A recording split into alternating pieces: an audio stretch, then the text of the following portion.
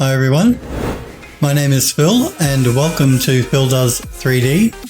I'm a multimedia and 3D artist and I stream live on Twitch on Mondays and Tuesdays at 5 p.m. Pacific time in the United States, which is 10 a.m. in Australia or 1 a.m. if you're in the UK. Always remember though, you can catch up with the premiere event streams on a Friday and Saturday at 2 p.m. Pacific time in the US, which is 7 a.m. in Australia or 10 p.m. if you're in the UK.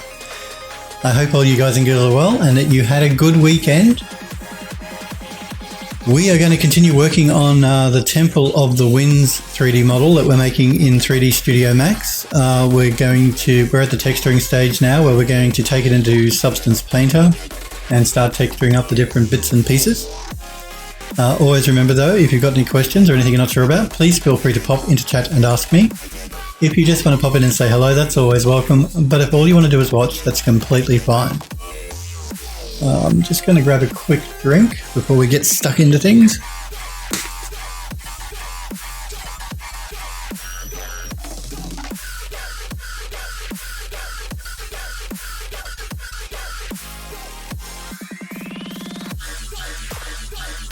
Okay. So, let's jump straight into Max, shall we? So this is the model we're actually creating at the moment in 3D Studio Max.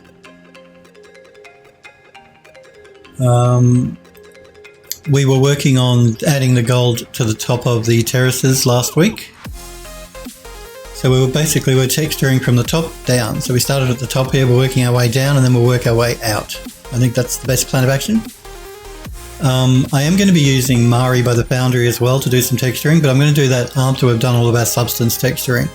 So I'm just going to take a couple of the assets into Mari and just overpaint them basically. Not all of them, just a couple of them here and there that might need it. We'll get a better idea of what needs to be done and what doesn't once we've textured up the rest of the model.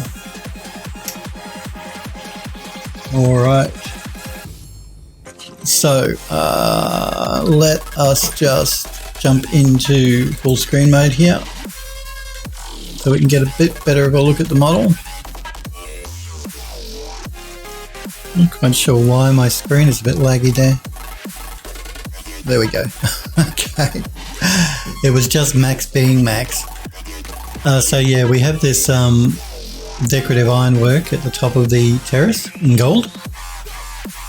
And I just thought that just helped to, well, it's a temple, so we needed more gold. More bling for the temple. That's what we ended up doing. And it contrasts nicely against the darker brown here of the dome roof.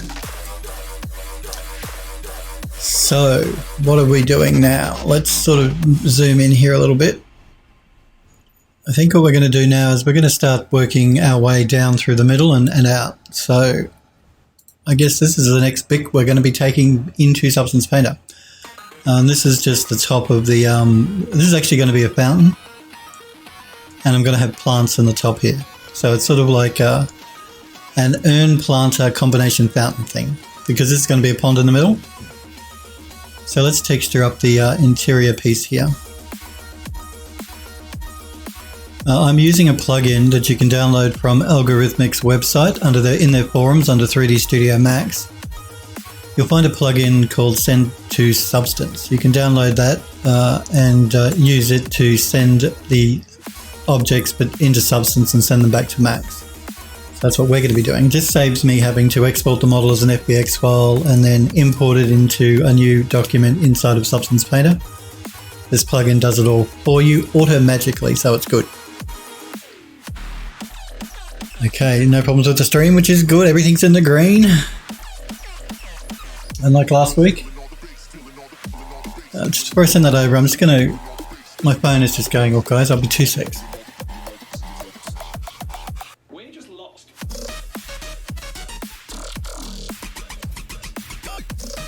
Alright, sorry about that. Work won't leave me alone.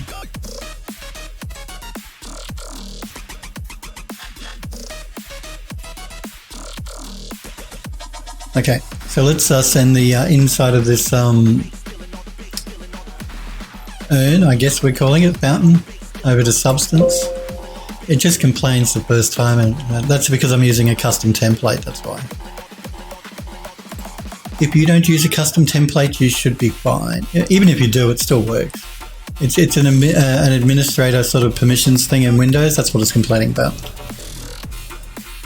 Okay, so the dome is see-through here because this is hidden inside of the urn, so the normals are facing in and not out. That's the reason for that. Let us start by baking out our maps. I'm going to bake them out in 2K. It really is not an issue. This is just for the viewport more than anything while I'm working on it. So let's bake out those maps.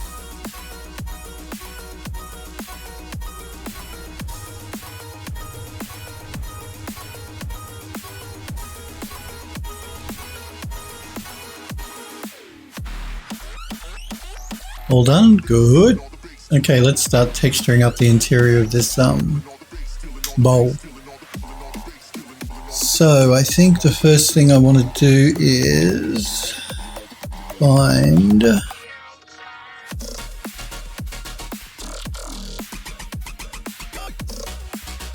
probably a concrete texture, simply because if we look at the original fountain urn is like a concrete color, so I think I'll stick to a concrete just so that they blend a little bit more nicely. We'll do a mix of a couple of layers, so to make it look a bit more interesting.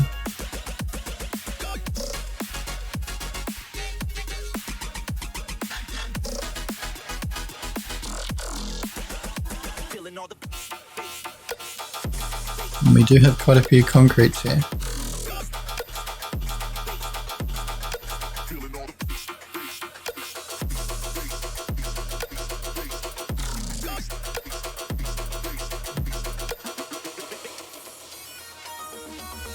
We have quite a few concretes here. Okay, let's start with the darker concrete, I think.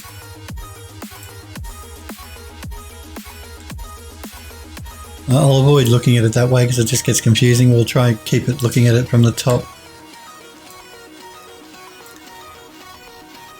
Alright, there's a base layer, that's not too bad. Let's just remove this blank layer that substance creates when we make a new document. Okay, let's overlay another concrete on top of this one.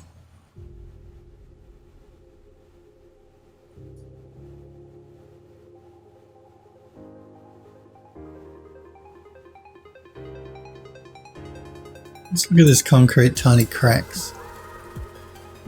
Let me see what changes I can make here. I'm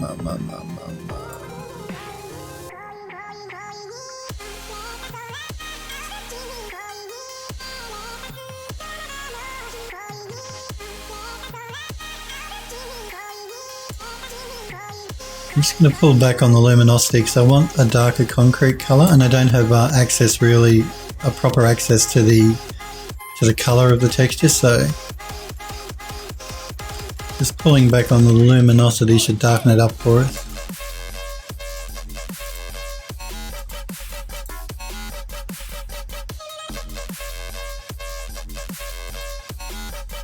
I'm just going to do the same for this one here. I'm just going to pull back on the luminosity to make it darker.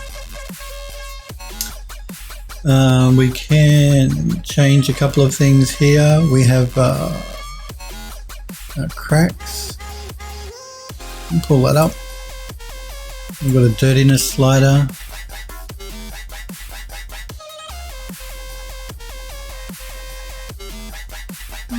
Which isn't too bad. Generally, if I'm going to do any mixing of textures and materials, substances I should call them, I tend to do that using a smart mask or by hand. I don't tend to rely too much on the built-in tools here, but I guess we could bring in a little bit just to make it a little bit more interesting. Let's jump back up to the next texture. Don't know that I really want to change anything there. I don't think I have a lot that I can change. Let's pull in another substance, because why not?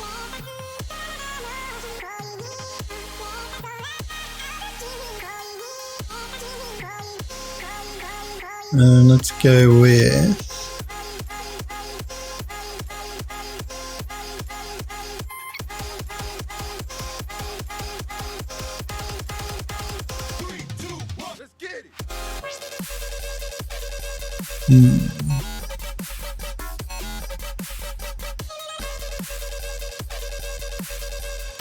I'm not sure if I want to keep sticking to concrete here or go with something else. What else do we have here?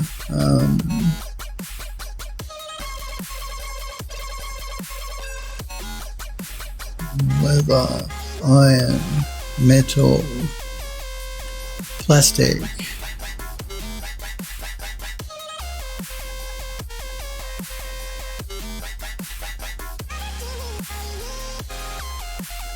We don't want rust, we don't want metal. We could actually use, we could have made this metal instead of cement, if we wanted to.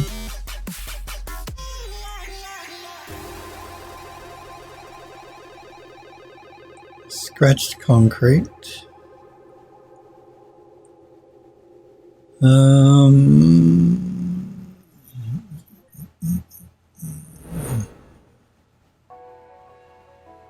Look at the stonework. Let's see what this one looks like. No. No, I don't like that one. Wasn't what I thought it was going to be.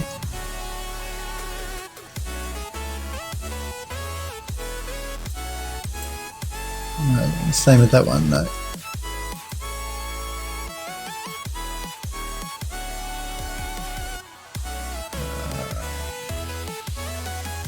Sniper Girl, it's good to see you. How are you? Did you have a good weekend? I see you've been looking at some new stuff for your camera, and thank you for the subscription, Sniper Girl. 16 months you've been subscribed for. You are awesome. Absolutely awesome. Thank you very much for the subscription, Sniper Girl. The 16-month subscription. Yeah, I saw in the Discord server you were talking about looking at some alternatives to a camera that you want to get. You were talking about the Canon, I think it was, comparing it to the Sony, and I actually think, personally, the Sony is probably a better camera.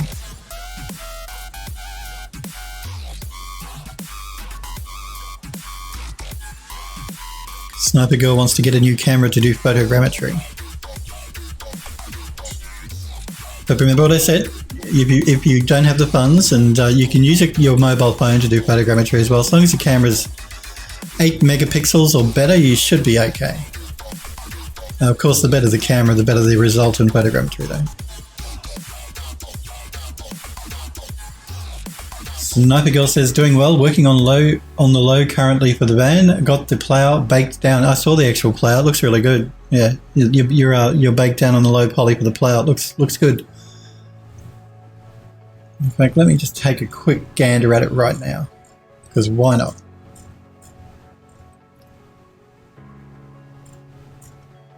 The guys have been talking about, I noticed in the general chat, the guys are talking about responsive design, web design, which is really interesting because that's what I've been basically spending the last 3 weeks doing.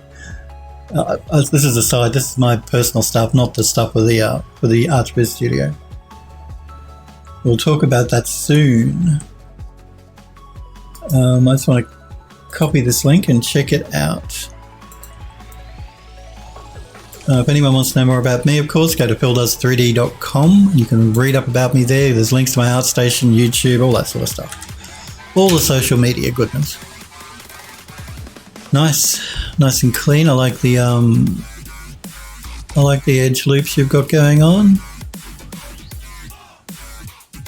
Yeah, it looks cool. I'm going to copy the first link as well.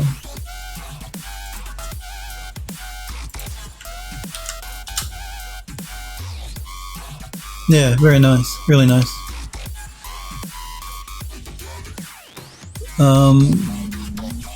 Have you textured it up yet? I actually think you have.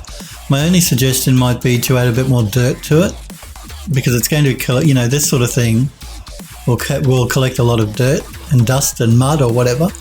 So that could be really cool to put through the front, down through the bottom part of the grill here. Up to you, your model, your world, you do what you want.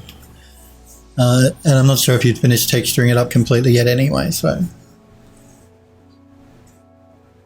You're doing the tyre guard at the moment, cool. And Sniper Girl says, no, haven't textured, no, haven't textured it yet, just bake with the ambient occlusion curvature and normal. Oh, good, okay, cool. I should have known better, shouldn't I, Sniper Girl? I would have known you would not forget something like that. Well, there you go. Yeah, it'll look really cool. So you could add a lot of really interesting texture work with dirt and mud and stuff through the front of your grill. But yeah, no, it looks cool. Very nice. Nice low poly model. Yeah, it does. Looks really good. Very nice work. And you guys and girls that are watching want to check out the rest of Sniper Girl's work on the van, jump on the Discord server. There's the link I've just popped into chat. Just remember that only subs can post links in Twitch chat, but everyone can post links on Discord, so I encourage you to join the server. Just let me find out what's going on. Okay. All right. Smurfberry Barbecue, it's good to see you. Blog to you too. I hope you had a good weekend, Smurf. Yep, I understand what you mean. Now, Sniper Girl says, I mean the ambient occlusion cavity and normal. And Sniper, I see, Smurfberry, you were talking about wanting to add more RAM to your notebook and having to pull the thing apart to get access to the two slots that are underneath of the keyboard. Don't you hate it when laptop makers, notebook makers stick the RAM slots in places you can't reach? Yeah, it's always a pain. A real pain. Having to take the thing apart just so you can put two more slots of RAM in your machine. And I did check out your website too, Smurfberry Barbecue. Smurfberry was in the Discord server, was talking about having to redo his website. It looks okay. It might look a little bit dated nowadays, but hey. And I was just saying to Sniper Girl and the rest of the viewers on the channel that I've just spent the last 3 weeks creating a studio website using responsive design.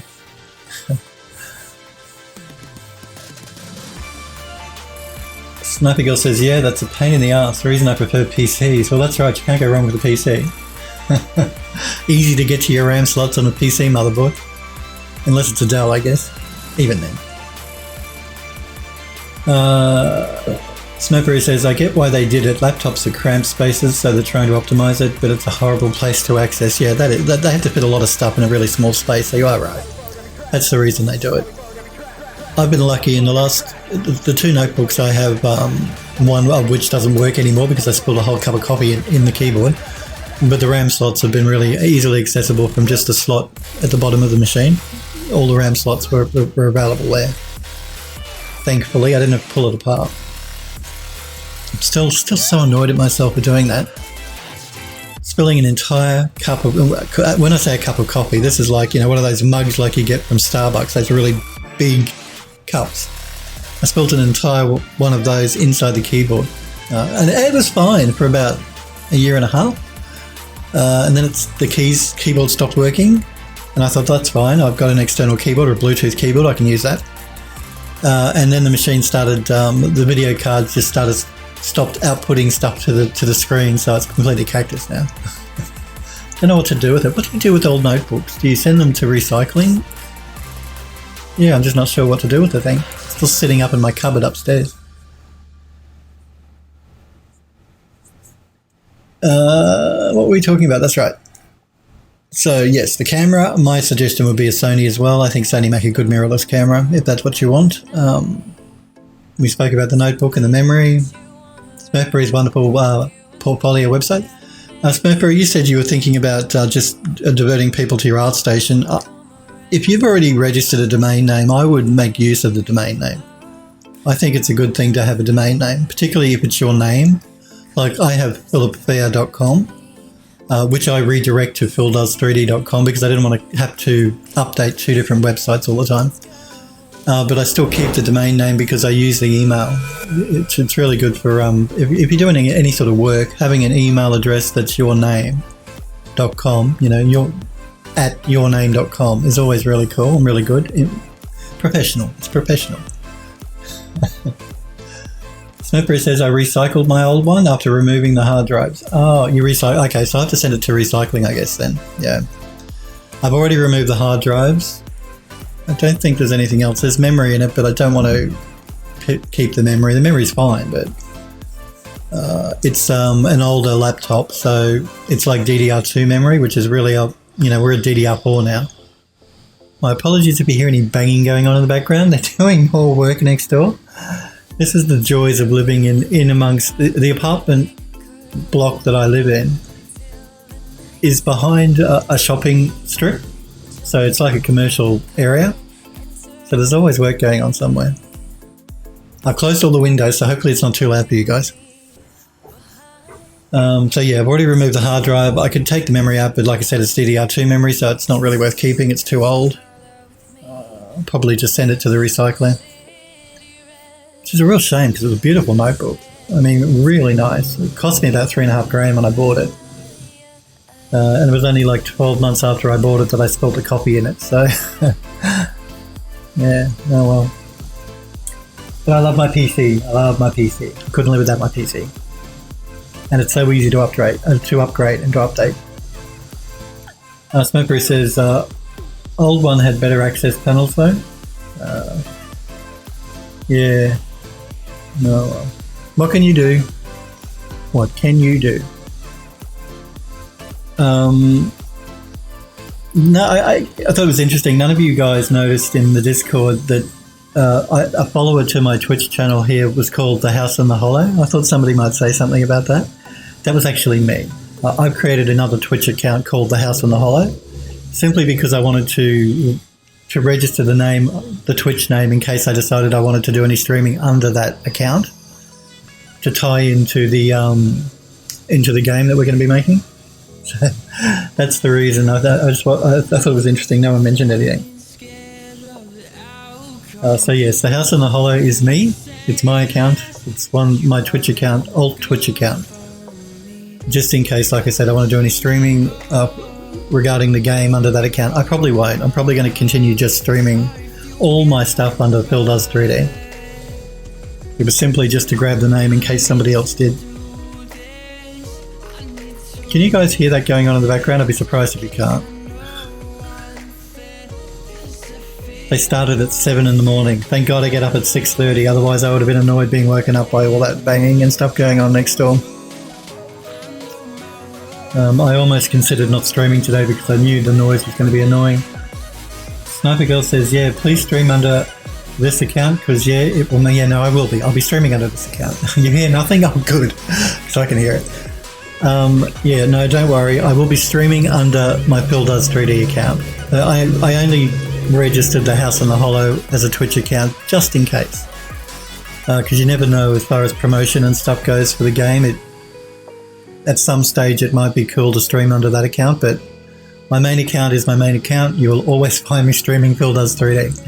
And the House in the Hollow, when we make that game, it will be under PhilDoes3D as well. Because I've created a responsive designed website for the studio for the game. And I've even listed my PhilDoes3D Twitch account as what I'll be streaming the development of the game under. So, yes, I'm surprised you guys hear nothing, though. Man, it's so noisy. So noisy. Yes, we're looking for one more texture to throw on top of this before I start doing... Actually, let's do some blending between these two and then we can look at the third texture. No, I've changed my mind. I want to put the third texture on and then we'll look at the blending. Can't make my mind up. I'm just after something... Okay, this one might be good. Because with this one we can remove things like the pebbles. Let's remove the rocks completely. Sniper Girl says, got an email from somebody wanting to make a game only to find out that it's a profit share and the person that emailed me doesn't have much experience in designing games. Yeah, I see that quite a lot. A lot of people are approached by people saying, I'm making this game, would you be interested in doing, modeling for me or whatever? And generally what you find is the game is either, the scope of the game is huge, so it's going to take them like 10 years to make because they've got such a small team, or they don't have a lot of experience in making games to begin with, so most games fail because people have grand ideas but don't realise just how much work goes into making even the simplest of games. It's a lot of work. People think it's a simple thing to do, but it's really not. So I can understand you being hesitant, Sniper Girl. I would be as well. Smokeberry says, hey man, you want to do everything for me? I have so many good ideas. That's exactly what it's like, Smokeberry Barbecue. I've got this great idea. I can't do any of it, but I want you to do it for me. And by the way, I'm not going to pay you. It'll be profit share, so if the game sells well, then you'll get some money. And again, look guys, I'm not downing people like that, because if you're making a game, you don't have any money, so you can't pay people. So look, I understand that, but you've really got to realise that doing all this sort of stuff for a game is a lot of work and effort on the artist's part, on the animator's part, on the programmer's part, and they're asking people to do a lot of work for no return, at least initially. I don't like the chances. You might find some people that will do it, but they're generally not people that have got a lot of experience to begin with, so. Sniper Girl said, same, did that 2 to 3 times. Projects that I believed in, nope. Never again. Yeah, I don't do any of that sort of work either myself. Sniper says, it's my first game. It's going to be realistic dragon breeding MMO. Oh, wow, it sounds cool. Good luck with that.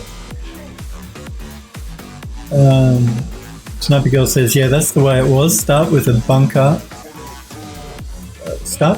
lived in the Unreal Engine, eventually fill out the outdoor environment with a town forest.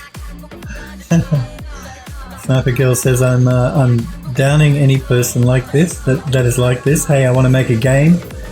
You do the work for me because no clue what I'm doing. Well, that's not a good start to begin with, is it? If, this person wants to make a game, has no idea has never done it before. It's like I said, a lot of people are full of great ideas. A lot of people think making a game is, I've got this great idea, it won't be very hard, I can knock it out, or I can get people to work for me on it with profit share. But 99% of those games will fail simply because they don't have the experience. They're relying on other people that they're not paying to do the work for them.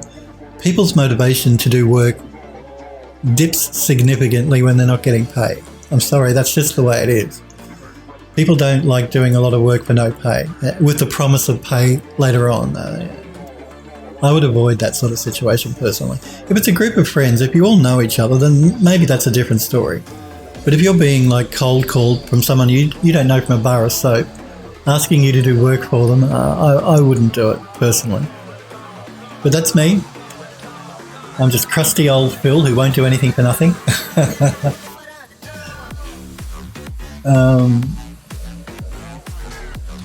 Sniper Girl says, I saw that a good friend of mine follows the person that emailed me and ended up messaging him to get the details. Well, look, if you want to do it, do it. Far be it from me to stop you guys from doing any work you want to do with anyone you want to do it with. I personally wouldn't, though. Not unless you've got the time or you're inexperienced and you want some experience working on a game. Maybe. I don't know how beneficial to your portfolio it's really going to be in the long run, but maybe. Sniper Girl says, agreed, got an email from a rando. Oh, hell no. Yeah, I get those rando emails as well. Hey, listen, props for people that are passionate and want to have their great idea made into a game. but I'm unlikely to do any work for you, I'm afraid. Simply because I've worked in the industry and I understand just how much work goes into a game. And it's a lot of work. A simple game is still a lot of work. That's the reason I was so reluctant to turn the Hollow into a game.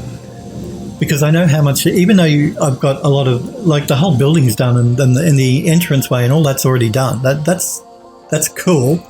There's still a lot more stuff that needs to be put in. And then there's stuff like the sound stuff and the puzzles and the story, all of that's a lot of work. Smurfberry says, I get rando requests on LinkedIn. Yeah, I actually closed my LinkedIn account down because of all that crap. When Microsoft bought LinkedIn, I closed my account. And can I tell you just how hard it was for me to get them to close that account? I had to threaten them with legal action to get them to actually properly delete and close my LinkedIn account. It was just a nightmare. Smurfberry says, I don't know you. No, that's right. Why? It's like it's like Facebook. Like, I don't use Facebook, but I've set up a Facebook account for the House on the Hollow game. So I looked into Facebook a little bit more, setting up that account. And it's just weird. Like you can invite people to like your posts. If somebody invited me to like their post, again, I'm not a Facebook person, so maybe you Facebook people are more used to it than me. I wouldn't do it. I don't like being browbeaten into liking something. I'll like it if I like it, and if I don't, I won't. It's just weird. Facebook is weird. And going through their security settings, man, that took me like half a day.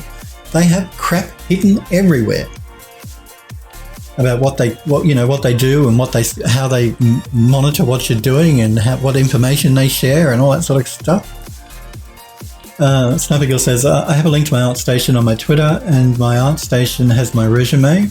Guessing that's how they got my email. My ArtStation, I don't think, has my resume. I don't generally put my resume online. You'll notice on my website, my personal website, there is no resume that you can download. I'm pretty sure on my ArtStation there's not either. I don't put my resume online because it has things like my contact details and stuff. As a streamer as well, you don't want to be spotted, so you don't want people to know where you live. That's one reason. But that and the fact too that I don't want anyone that I don't apply for a job to know my contact details. If somebody wants me to do work for them or they want to see my resume, they can email me and then I can send it to them if I trust them.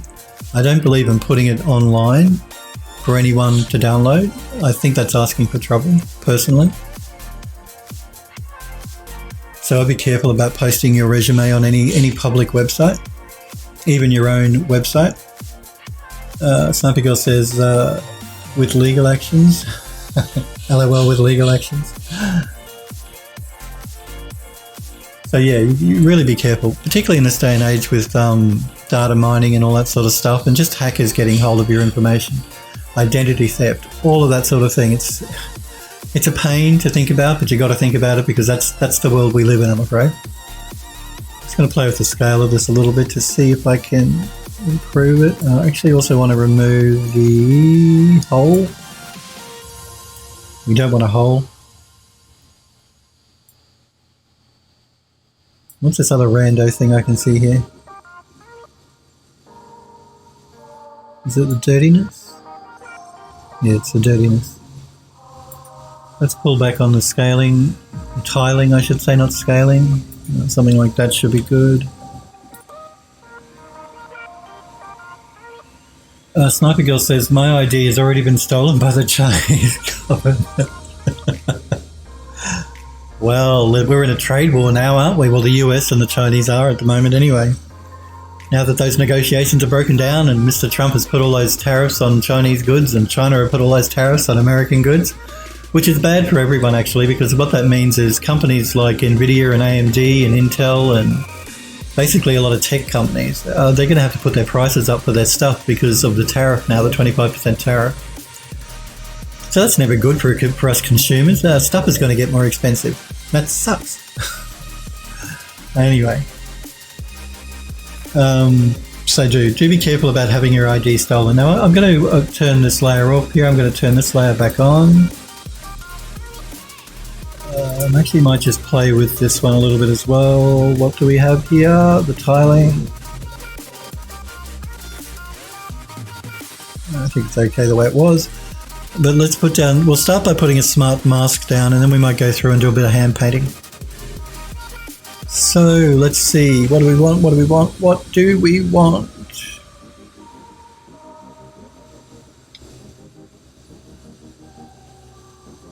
Sniper Girl says, sad thing is that I'm not really joking. My military record was somehow hacked by the Chinese government, which has my social and all that. That's terrible.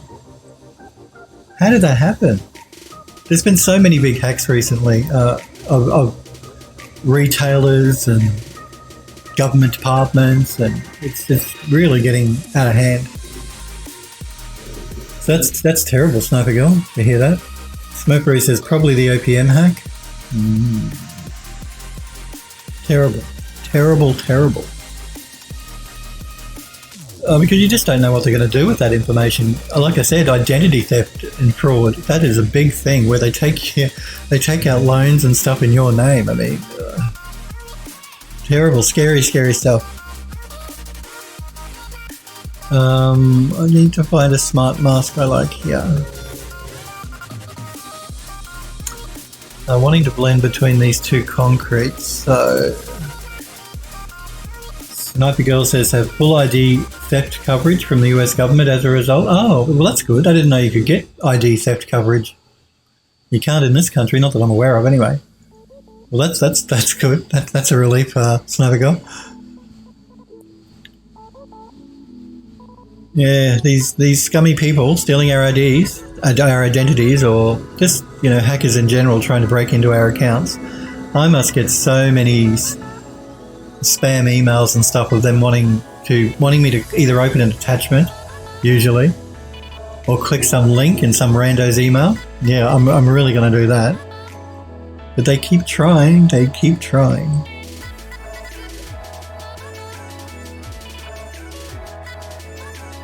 Sniper Girl says only happens under special circumstances. You know, a foreign country hacking your ID, being on such right. So yeah, special. Okay, fine. That explains then why it's not available in this country. Maybe it is for people, particularly that have been in the service. Having not been in the service, I don't know. So maybe our government does provide something like that too.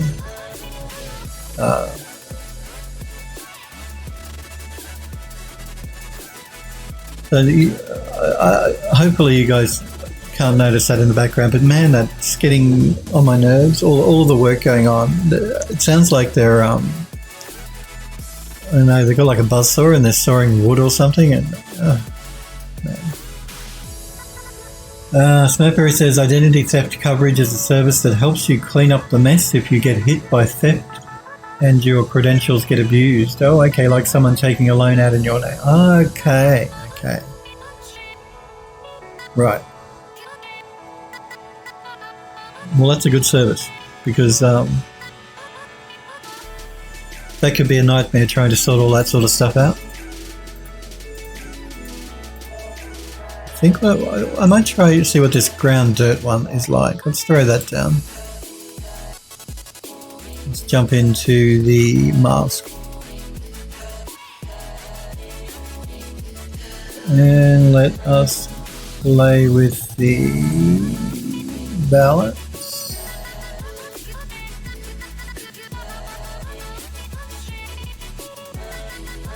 I just want to mix these two together because I like the dirt on this one and I like the crack on the one above it. So I just wanted a mask that would mix between the two. Sniper Girl says, wow, see a hard surface position that I would want to apply for.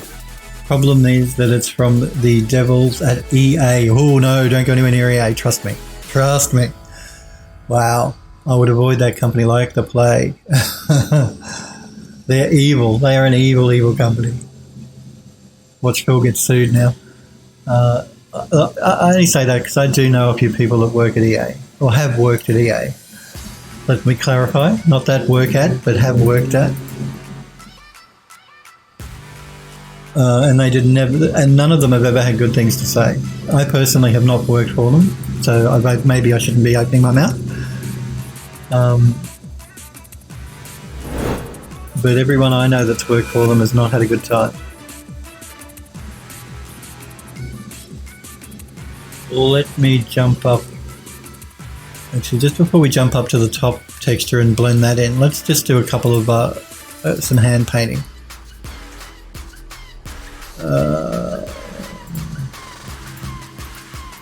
So it might not be worth hand painting on this because the colours are so similar. We're not really going to get a lot of benefit from a hand paint anyway, and overpaint. So let's jump straight back to the next one above it.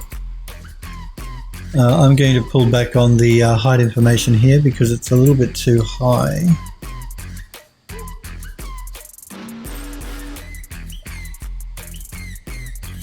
I'm going to smooth it out a bit. I don't want it to be quite so bumpy. But hey, it's up to you if you want to work for them. Sniper Girl says apparently it's a respawn it's respawn EA. It's for Apex. Oh, okay. Again, up to you. It could be good experience for you if nothing else. They'll certainly throw you in at the deep end and you'll be working long hours, put it that way. But again, it's up to you guys who you want to go and work for. Particularly if you're new to the industry, it could be a good way to get your foot in the door. You know, I acknowledge all of that sort of stuff. EA are a very big company, so... Snowfree says, doesn't it specifically say for Apex? Does it? It does, okay. And again, Apex is like EA's counter to Fortnite by Epic Games. Because Fortnite is so popular, EA created Apex to try and wean people away from Fortnite to their game. Because it's that free-to-play model where you pay for... You can download the game and play it for free, but if you want to get any extras, then you pay for the extra stuff, so in-game stuff. Which I don't like those free-to-play sort of games, but anyway. And that's why Fortnite became so popular so quickly, because it was free to download and play. And it's fun, apparently. I've never played Fortnite, I wouldn't know. I've never played Apex, so I wouldn't know, and I've never played PUBG, so I wouldn't know about that one either. I actually saw Epic Games have a position open for an environment artist, which sounded really cool, really interesting. Which I considered applying for, but I'd have to move to...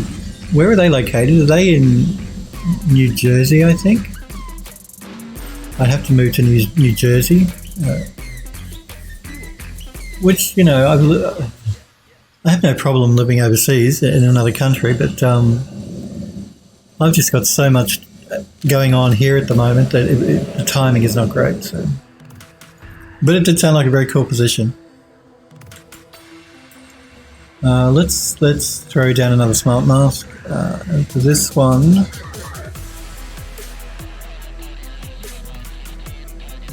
let's look at this moss from the top.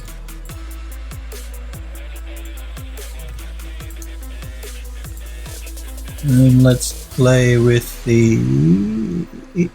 Let's use triplanar. We'll turn triplanar on.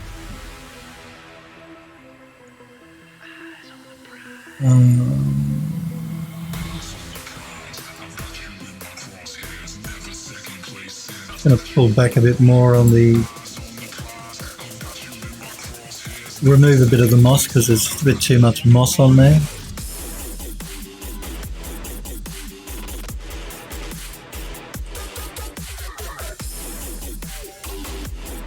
We're not going to see most of this anyway because it's going to be a dirt layer and a plant sitting inside of this. Although we're going to reuse the same texture for the fire urns as well, so we'll see. Probably we'll see it in the fire urns. So I probably should knock back on the moss a little bit, because if I'm going to be reusing this as a part of the fire urns, Fire and moss probably don't mix too well, so there won't be a lot of moss growing where fire flames are happening. So we'll just remove a lot of the moss anyway. We'll just leave a little bit here and there. I may pick up a bit more moss on the outside edge here where the flames would not affect it. So for that, let's add, actually, is there anything else I want to change here before I do that?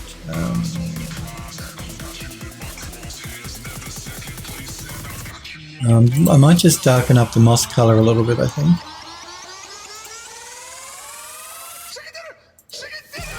Just a little bit too yellowy for me.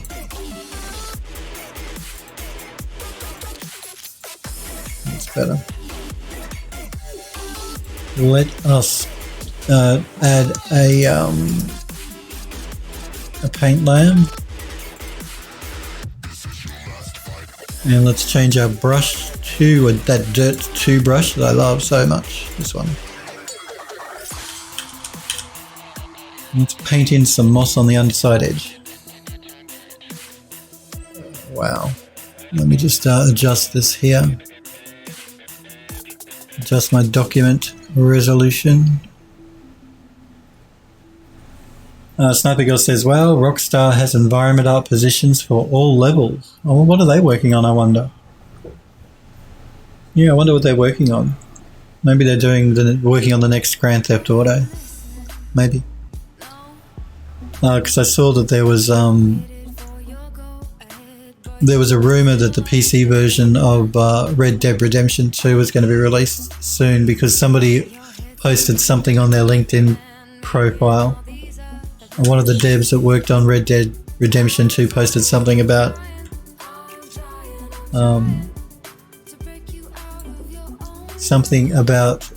the PC version, which will be interesting. Let's just wait for substance to catch up here. There we go. I'm painting back in a lot of the moss along the outside edge here.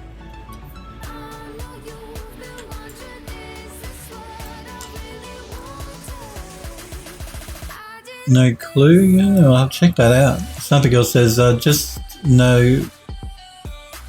now going to definitely apply. Will do. Rockstar, I haven't heard any bad things particularly about Rockstar as far as working for them goes. And I would really like to work for Epic though, because I do love their engine. Which is really, it's important to me, having worked in the industry, the games industry, on a few projects using different game engines. It's really now important to me if I go back to work in the games industry that I like the engine I'd be using, because I've worked with some dogs of engines. I mean, some of the engines I've worked with have been horrible. Absolutely horrible. Put me off wanting to work in games, ever again, some of the engines I've had to work with. So that's what interested me with Epic, because I really do like the Unreal Engine. I always have.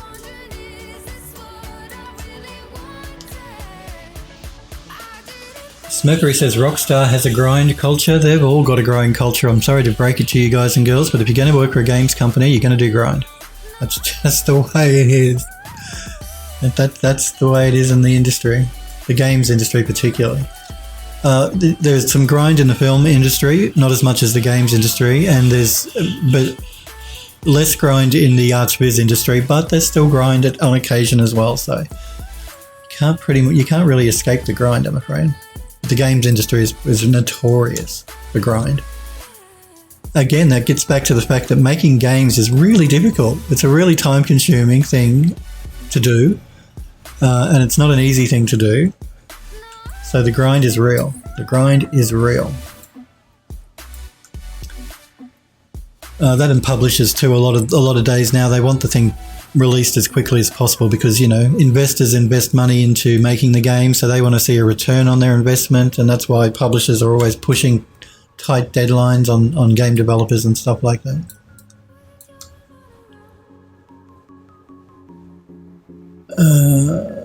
Sniper Girl says, don't think I'll end up getting it, but yeah, kind of have to. I mean, it's rock. Yeah, well, that's right. It doesn't hurt.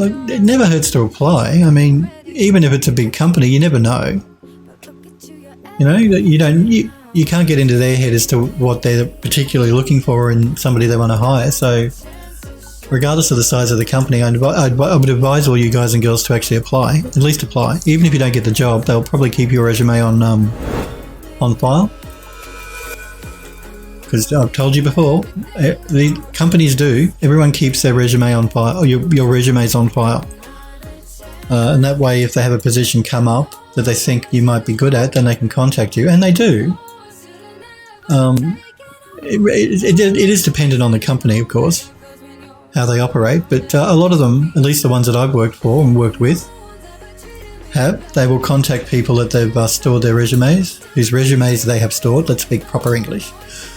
And if they think they're going to be a good fit for the project or for the position.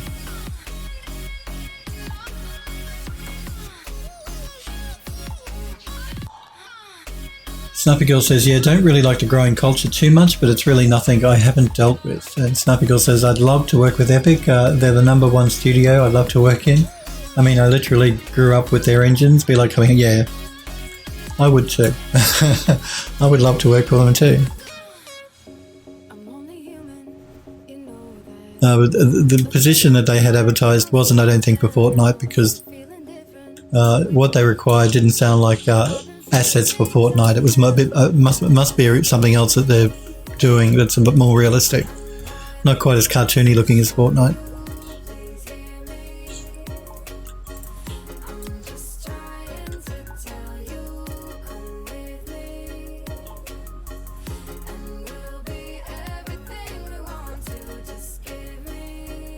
See, it's a lot easier for you guys and girls in the US. You already live over there.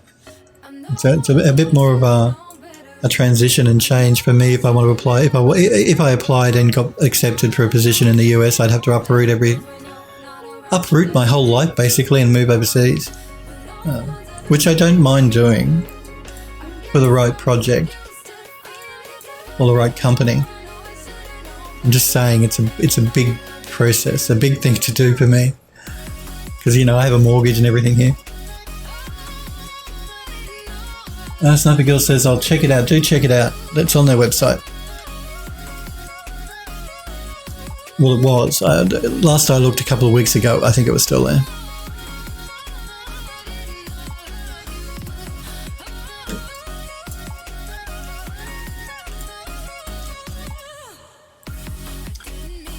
And again, I'm just going to keep reiterating. It's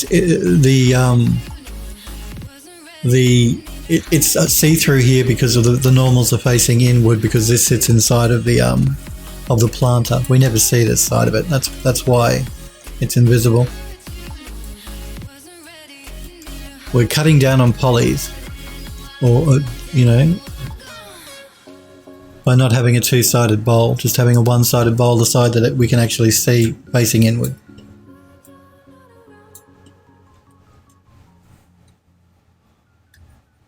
I'm looking at this, there's something bothering me. It's a little bit too bumpy. One of these textures, one of these substances, let me get it right. The height information is too high. I think it might be the base one actually.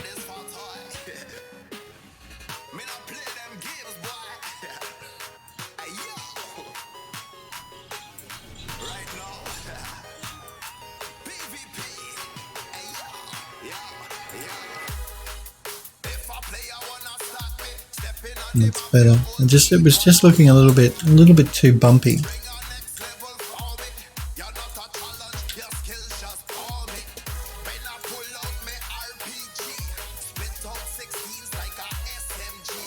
Oh, let me jump back into my paint layer. There we go.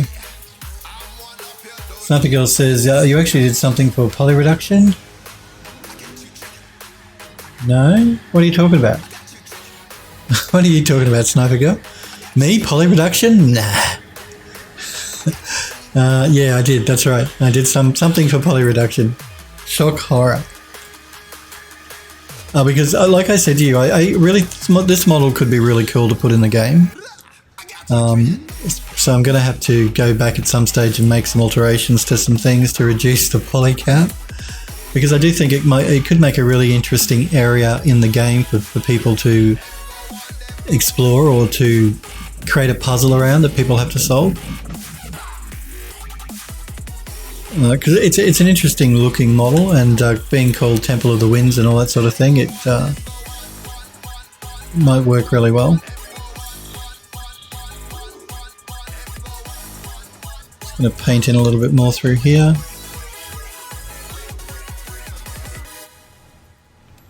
Going to increase my brush size as well.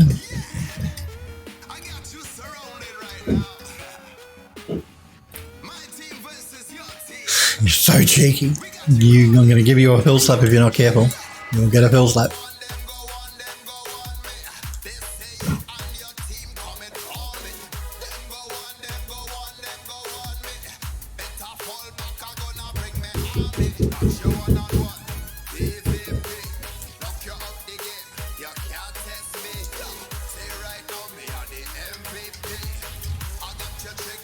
I'm just extending the moss down a little bit. I want to avoid putting too much in the middle though, because like I said, that's where we're going to have fire. And fire and moss don't mix well.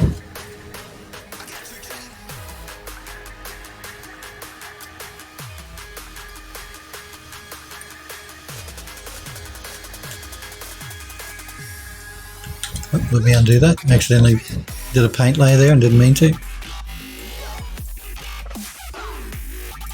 In fact, I think what I might do here is I'm just going to switch back to black, and I'm going to paint out some of the moss that's a little bit further down inside of the pan here. Because like I said, we don't really want moss through here.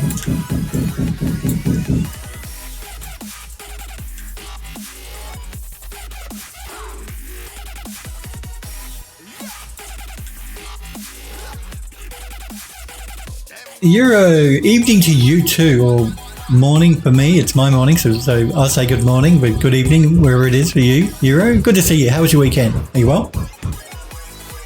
What you been doing? And I see you and Smurper were talking about the notebook and stuff on the Discord.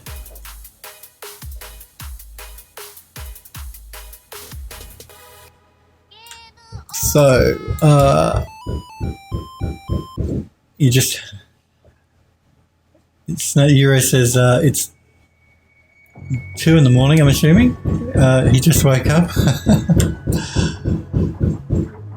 That'd be about the time I'd be going to bed if it was 2 in the morning. Or is that 2 in the afternoon, are you saying? Is it 2 in the morning or 2 in the afternoon, Euro?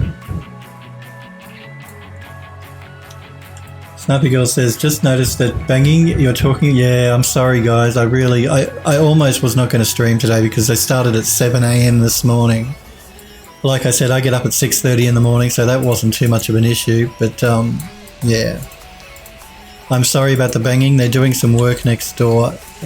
Because I live in the middle of a commercial district, the apartment complex is is surrounded by shops and things in a commercial district. There's always some work going on somewhere. The joys of living next to commercial businesses. I mean, it's great if I want to go shopping. I've only got to go out my front door. So that's good. But yeah, they're constantly doing something or other. So there's always someone doing some work, banging away somewhere. So my apologies. I'm sorry if it's really annoying to you guys. There's not much I can do about it, I'm afraid. It's in the morning. Okay. I say so. It's 2 a.m. at the moment. Euro saying you just woke up. Wow. That'll be about the time I go to bed. I go to bed between 2 and 3 in the morning. And I get up at 6:30 again. But then I have a nap for an hour after lunch. So. Oh, it's fine. I'm glad I decided to stream. Okay, cool. So yeah, look, I know I've watched streamers where there's been a constant something going on in the background and it can become very annoying. I mean, I try and hide it all because I've got music playing, so that should drown a little bit of it out. My mic is only sort of supposed to pick up my voice. I've set it up so it picks up the least amount of background noise as possible. So I try and do the best to make sure that all you hear is me and the music. But it's been very loud this morning, so. Euro says, I went to sleep at 10:30 Oh, okay. So you went to bed at 10:30 p.m. and you woke up at 2 a.m. Oh, that's fine. That's right. That's cool. Like I said, I can't talk. I go to bed at about 2 or 3 in the morning. I get up at 6:30 in the morning. I work through until about midday, 1 o'clock. Or I stream till 1, then I have lunch if I'm streaming. Other days, around midday or 1 o'clock I have lunch. Then I go back to bed for an hour to have a nap, a power nap. And then I wake up again after that hour and I work through until 2 or 3 in the morning again. So I get it. I have really weird hours as well. The only reason I can really take a nap for an hour though is because I do a lot of work from home, as you guys know, for the studio. I don't actually have to go in. If I had to go in, I don't think they'd let me have a nap for an hour. What they don't know won't hurt them. They know now though, don't they? They're watching my stream. They're good. They wouldn't mind.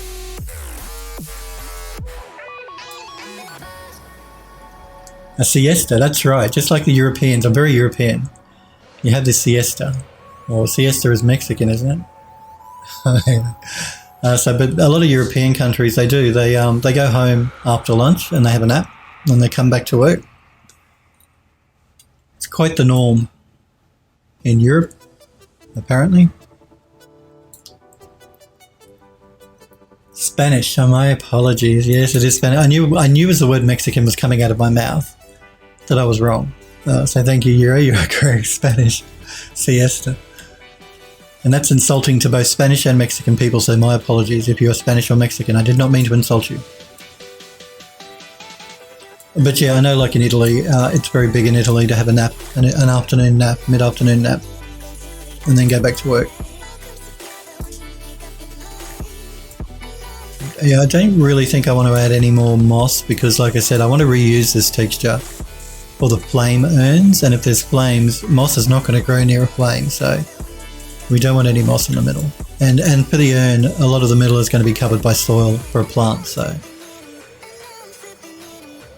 First thing I need to do here is I'm going to save this and I'm going to check that the texture's color matches. So we'll do that by doing an export of the textures.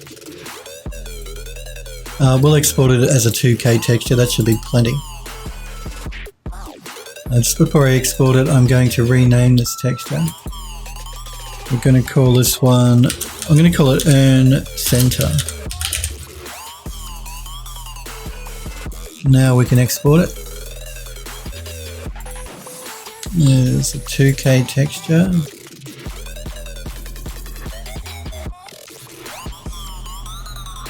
Euro says most have a post-lunch nap to get out of the hottest part of the day. Well, that would explain a lot. I think it's a great idea to have a mid-afternoon nap. I think every country in the world should do it. I mean, I feel refreshed and rejuvenated after a nap. Like if I've been working and I'm feeling really tired or drained, even if I'm just feeling really drained, if I have a nap for an hour, I feel completely refreshed and ready to go again. So I believe every business would benefit from letting their staff have an afternoon nap. One of the studios I worked at last, actually, even the current studio I work at, people have power naps. Like they'll put their head on their shoulder, on their arms, on their desk, and they'll nap for like 15 minutes or something. That's quite common. I see that quite a lot. And the studio don't mind because I understand it's better in the long run.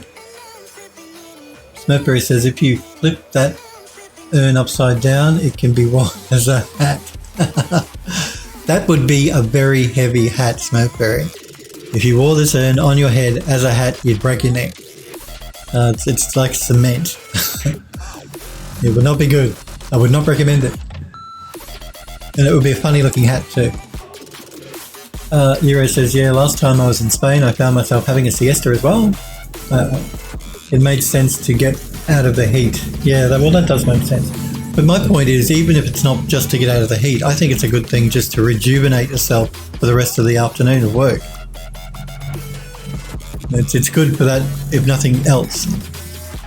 So getting out of the heat is a good reason, but also just to, like I said, to rejuvenate yourself. At least it does me. That's what I find. I'm fresh and ready to go again after my nap. That in the fact too, I find after I eat, I get really tired. All the blood must rush from my brain to my stomach, to my tummy, to digest the food. It makes me really tired. So every time after I eat, I'm tired.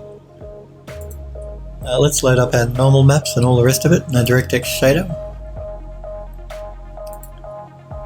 We want to go to, I think it's temp directory. I must make sure I don't delete these in my temporary directory. That would be bad if I ended up deleting all the textures we've been working on. What's it called though?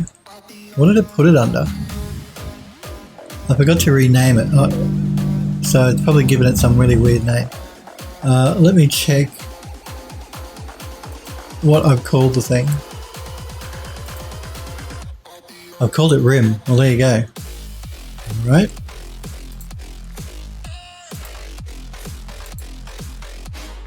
So temp, substance,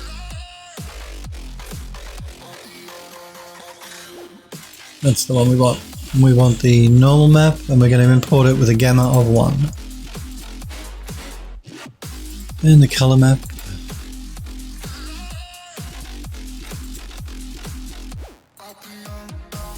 And the metallic map.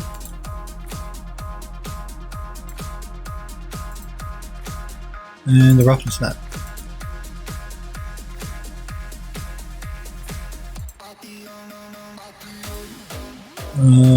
We won't bring in the ambient occlusion. No, we won't bring in the ambient occlusion. It's there if we need it, but we won't use it at the moment. So let's set it to 1 to use the normal map, 1 to use the color map, 1 to use the metallic map, and 1 to use the roughness map. Set that back to 0. Is there anything else I need to change? That's right, I just need to bring in the bitmap to remind me what this DirectX shader actually is. And I'll just use the color map for that.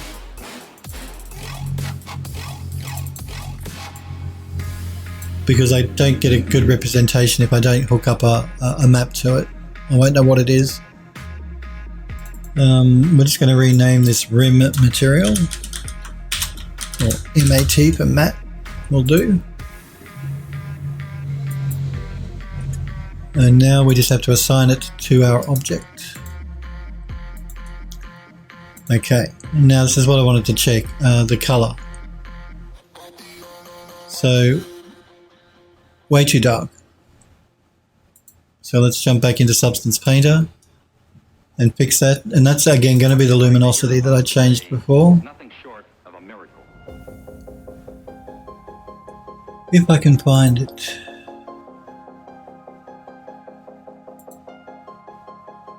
So let's just pull back up a little bit on the luminosity.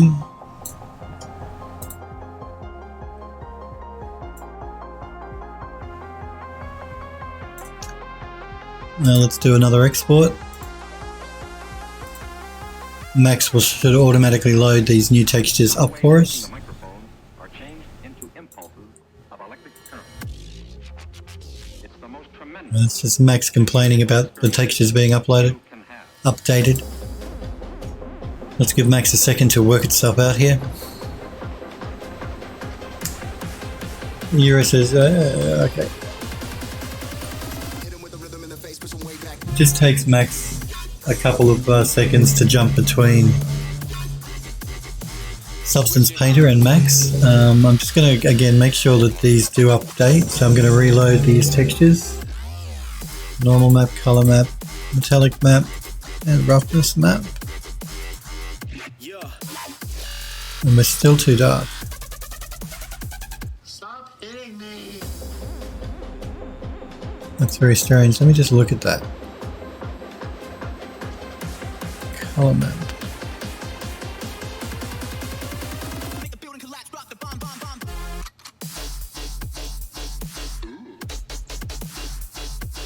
Actually, it might also be the lighting. I'm just going to check that as well. Yeah, it's only using one light. So remember, it's a DirectX shader that I'm using here, so we can see exactly what it looks like in the Max viewport. But because it's a DirectX shader, it ignores all of the standard lights that are in Max. You actually have to specifically add lighting to it. So I'm just going to make this unique. I'm going to open up the shader. And I'm going to increase the number of lights to 3. And we must make sure we export the graph, otherwise it will lose it when we close it down. So I'm just going to call this one rim. And innovation. Okay, we have a few more lights hitting it. There we go. So now if we look at it, we can see it's much lighter. So just keep that in mind if you're using a DirectX shader inside of Max in your viewport. It's really dependent on the lights. Because the default lights that are in the Max viewport are ignored by the DirectX shader. You have to sort of specifically add more lights to the DirectX shader to actually have it show up properly. Now it's a bit too light, so I'm going to darken it back up again a little bit. And again, we're just going to do that through the luminosity.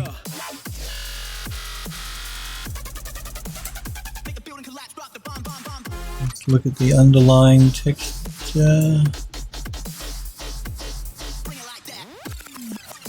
Let's try that.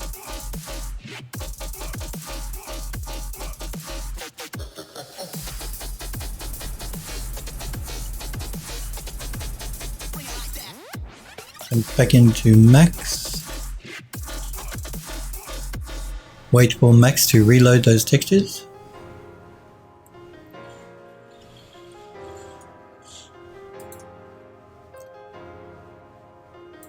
Just make sure that it has reloaded them all, so I'm just going to do it manually.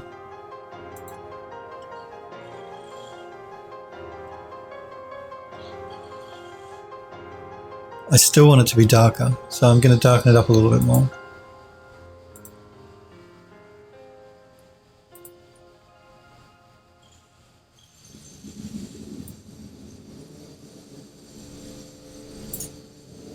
I want to get a better match between the inner part here and the actual fountain urn part as well, the darker urn part.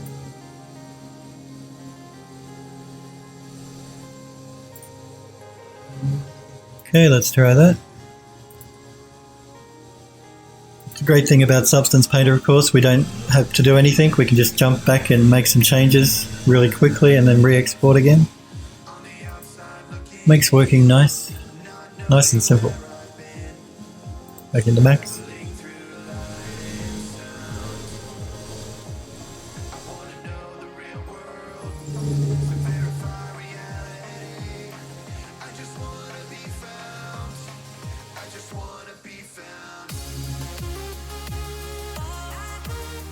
The color match, I'm looking at the match there to the match here. That's basically what I'm trying to match up, not the edge here, but those two colors. And that's not too bad. I might just knock back a little bit on the moss, the luminosity of the moss.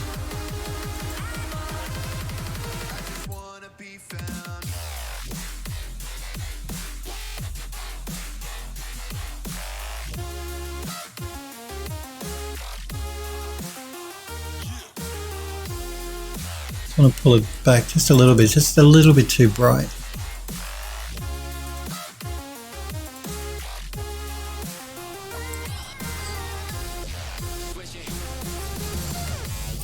Okay, now we can jump back into Max. Yes, I know you're complaining, Max. You're constantly complaining.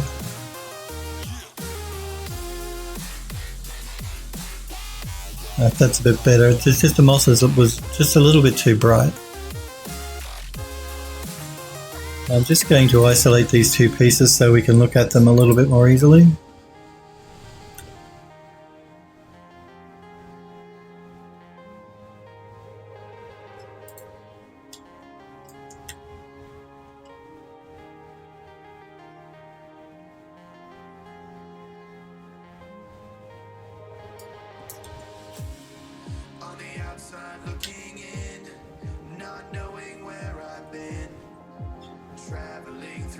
I think that should be okay.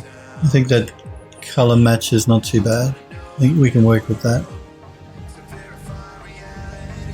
All right, let's now, because we're going to reuse these textures for all of our fire bowls. All we need to do is assign our textures to the right thing. So I'm just going to open up this group.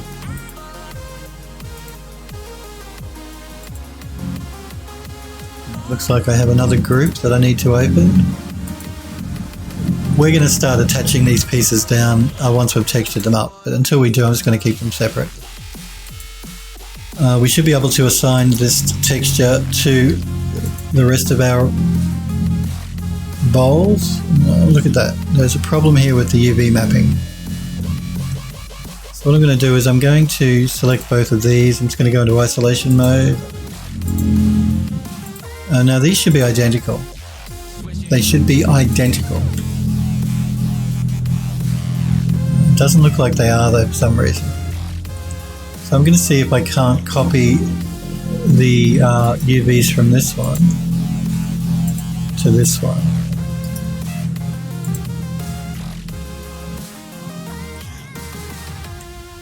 It does not like it. Why is that?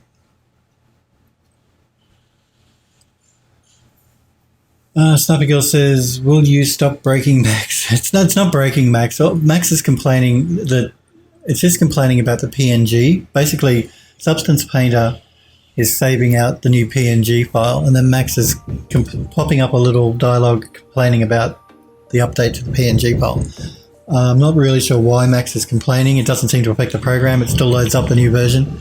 Again, it might be a permissions thing, perhaps, in Max that's going on.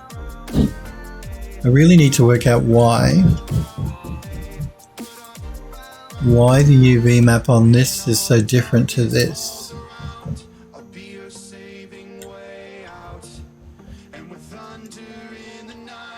And you can see the difference with the green. This one, the UV map is actually split down the middle, which is really weird. I'm just going to go into the channel and check the channel information out.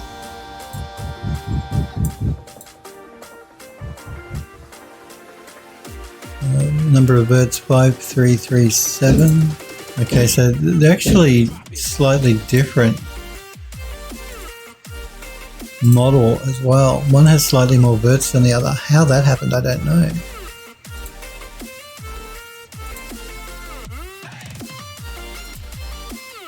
Number of faces is the same, but the number of vertices is different between them. So that's really weird.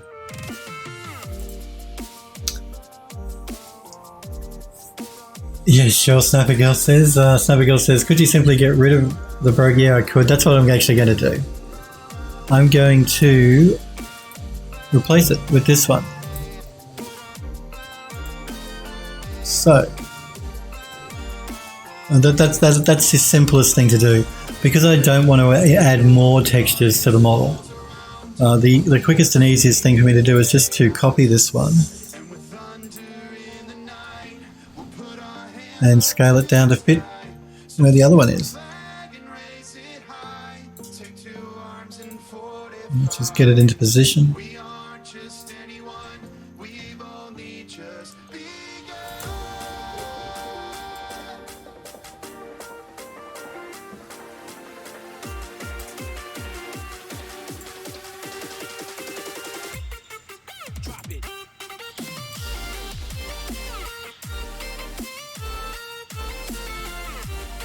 Let's check it in the other viewpoints.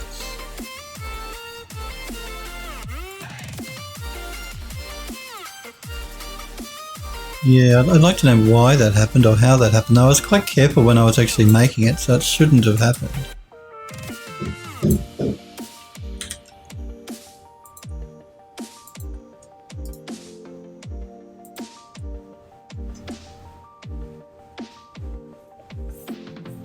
A Sniper Girl says UPI IMPW of U.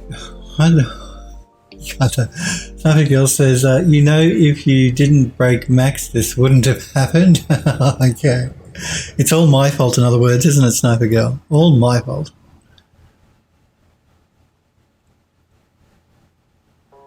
Okay, I think what's going on here is it looks to me, unless I'm selecting the wrong thing, it looks to me like they're actually a little bit slightly different in shape. This one, the lip extends in a little bit more than the other one. I'm just wondering if that's going to cause us any problems. It shouldn't. So I'm just going to jump out of isolation mode here. I'm going to select these two. And I'm going to select the bowl as well because I want to make sure it fits in properly.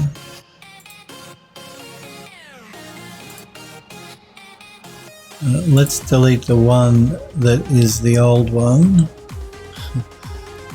which I'm going to have to guess is that one. No. Let's line this up properly.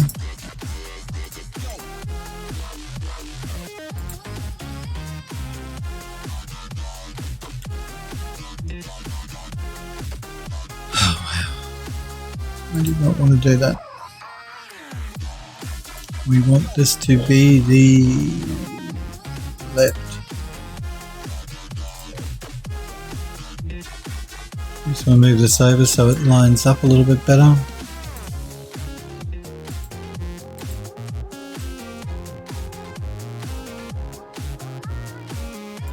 Make sure this one lines up. And we should be good. We're gonna do some corrections to areas like here when we jump into Mari. I'll use Mari to fix the texturing through here. We'll do that after we've done our substance texturing. But that should be good. Let's jump out of isolation mode. Now what that probably means is all of my urns here are going to need to be changed, I think. They're all going to be wrong otherwise. So what I'm going to do is I'm going to make it easier for me, I'm not going to copy just the middle, I'm going to copy that entire piece. I'll just put that over here on the side.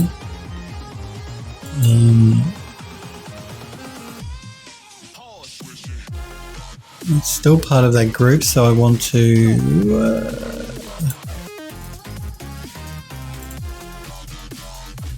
close the group.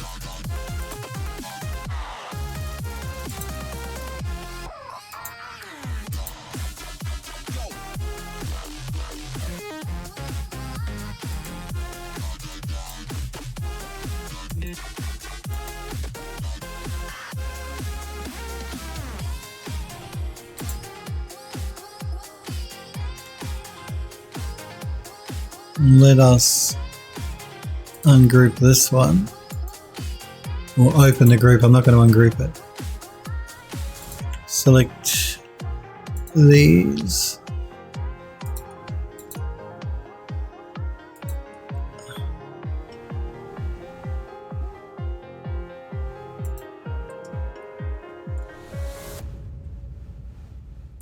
And I forgot one.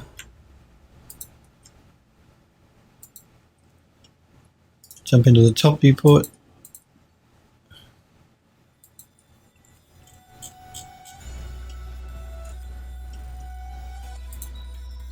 And we're going to replace this one. Okay, now, are you in a group? Close.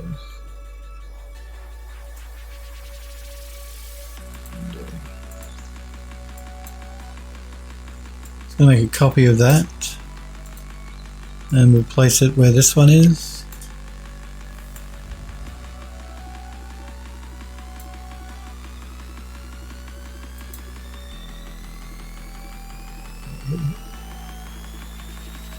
Let me just fix this for a minute. It's subgrouped within another group and it's going to start getting really confusing. We can see how it's part of this other group and I don't want that.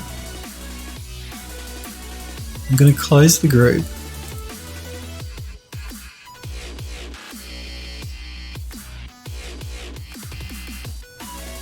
What's going on there?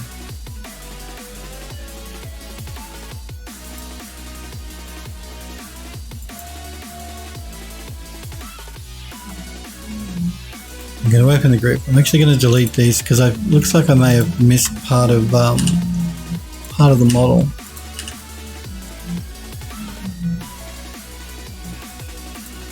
Let's try this again.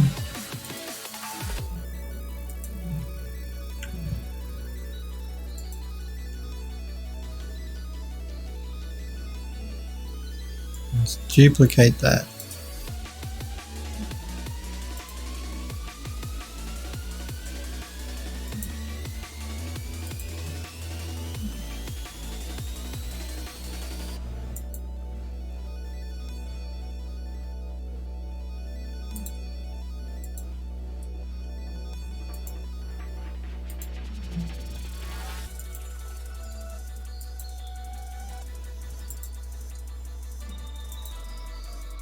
I'm just detaching these pieces from the main group because this is the one we're going to use to copy around the rest of the model.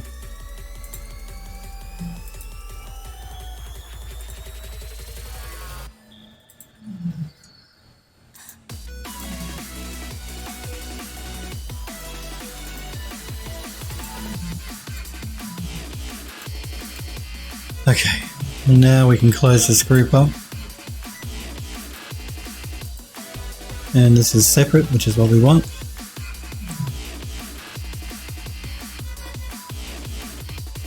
Sniper Girl says, I noticed that there's not many actual post-apocalyptic vehicles on TurboSquid. Thinking of listing the van as soon as it's done. I wouldn't list it on TurboSquid though. I've mentioned this to you guys before. They take like a 60% cut of your sale. So they get 60, you get 40. I think that stinks and it sucks, and I would never sell anything on TurboSquid. I never have and I never will. Because yeah, their business model sucks. Why should they get more than half of what you know, of the sale? You made the model. Jeez. So my advice would be don't sell it on TurboSquid to begin with. But you do what you want. Okay, let's open up the group. Open up the group. Let's select these. Select these. Jump into isolation.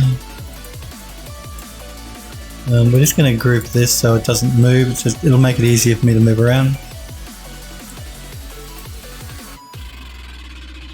Sniper Girl says going to list it on multiple sites. Okay, fine. I would not list on TurboSquid personally. That's just me. They are one of the biggest, which is why they take such a big whack of your sale. Well, that's their excuse. That's what they would say anyway. They are one of the biggest though. I won't lie, they are. But I still wouldn't sell on them because, yeah, I don't like that. I think that stinks. Why should they get so much of my sale? It's not fair. They didn't do any work. All they're doing is promoting it. And there's so many models on TurboSquid now. So many. Okay, let's continue replacing these around the edge of our temple.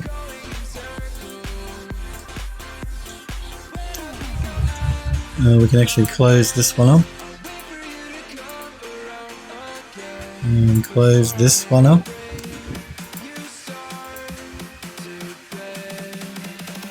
Okay, let's open this one up.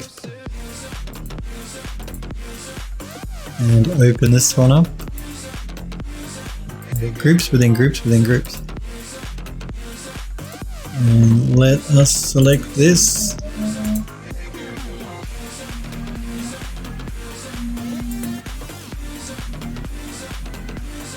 Smoker says, I wonder if any of the CG markets have price matching clauses, like you can't charge less for the same model on a different site. Not as far as I'm aware, no.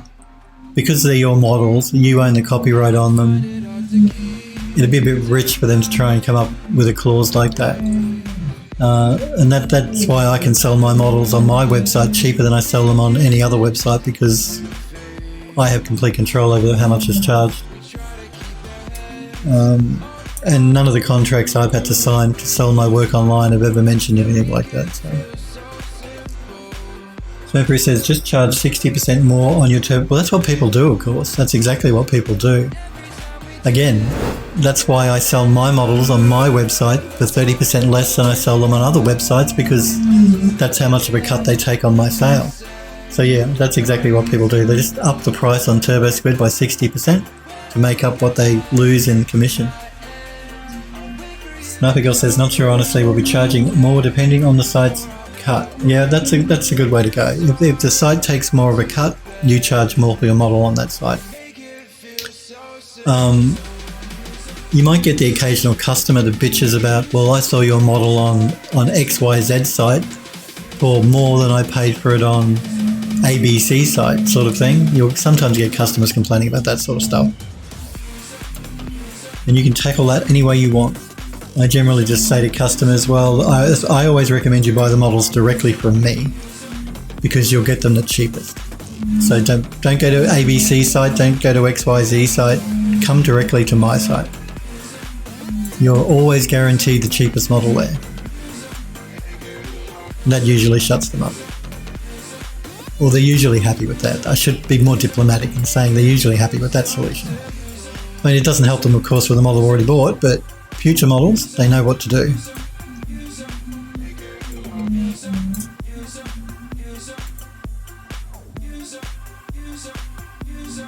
Smurfberry says, Amazon and or Apple have had clauses like that for published novel prices. Yeah, well, it doesn't surprise me that the bigger retailers like that do. But none of the sites I sell with have, and none of the sites I've ever looked at have ever asked me to do that. I wouldn't sell on a site that did, because I want the option of being able to sell on many sites and set my own prices. I don't want to be told by anyone what prices I have to set.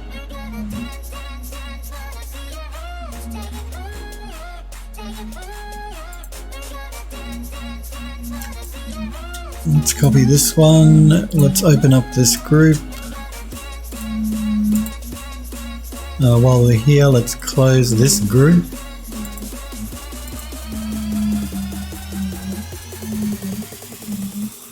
Let us isolate this bit.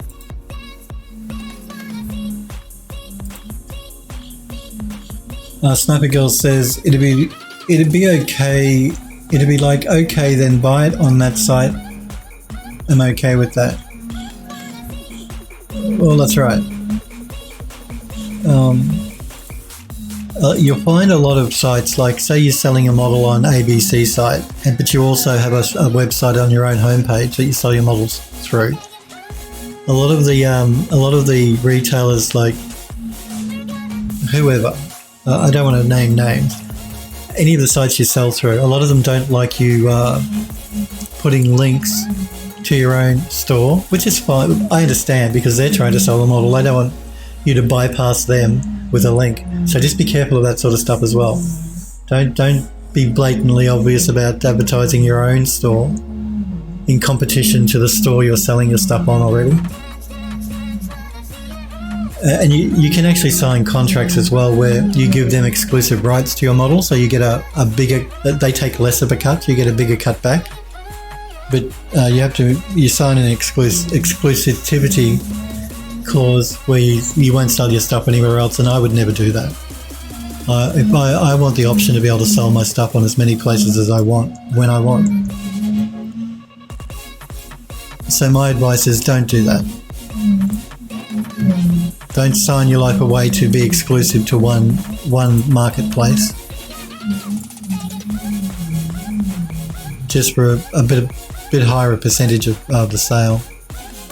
You'll end up making more money by selling on more sites than you will by giving exclusive rights to one site.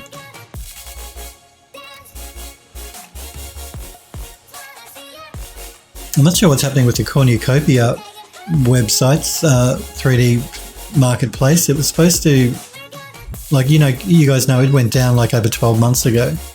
And I'm a broker there, so I used to sell quite a lot of stuff on Cornucopia 3D. But ever since the hack of their website, Eon's website, and them closing it down and redoing everything, I haven't heard what's happening. If it's coming back, when it's coming back, what's going on?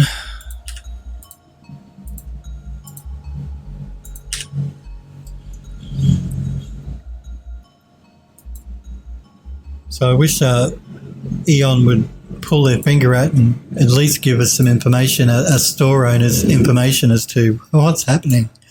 Are you going to open it back up again? You're not going to open it back up again? Tell us. Communication has been pretty poor, I have to say. I'm sorry, between Eon View and its brokers.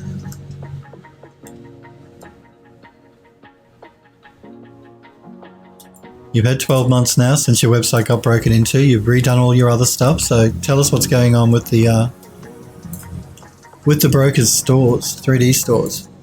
Not just the brokers. A lot of customers want to know as well, because I used to sell quite a lot of stuff through Cornucopia 3D.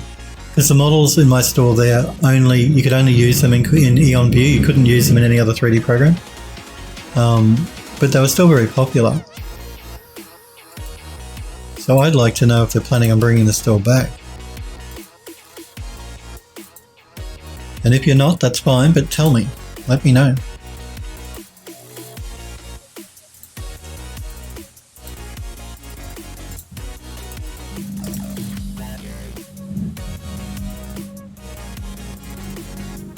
Snappy Girl says, but yeah, we'll be listing the van on Turbo Squid, CG Trader, ArtStation. We'll be able to have a much lower price on ArtStation, Sketchfab, and whatever site that I can think of. Snappy Girl says, with ArtStation, I have a pro membership and get much higher cut because of that. Well, that's cool.